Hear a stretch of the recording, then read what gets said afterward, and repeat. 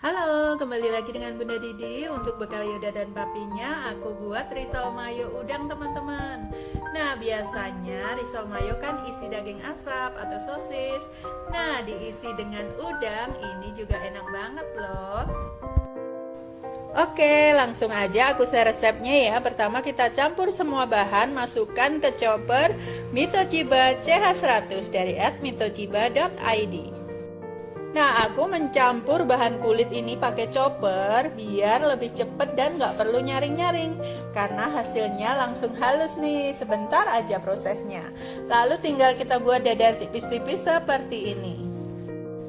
Lakukan hingga semua adonan habis ya. Ini jadinya banyak loh, jadi kalau mau buat dikit separuh aja.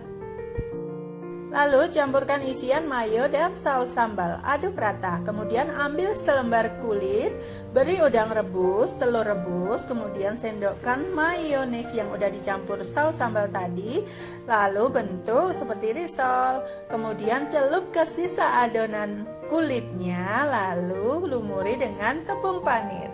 Kemudian tinggal kita goreng sampai matang. Nah, seperti ini kita goreng sampai mengembang dan juga keemasan warna luarnya.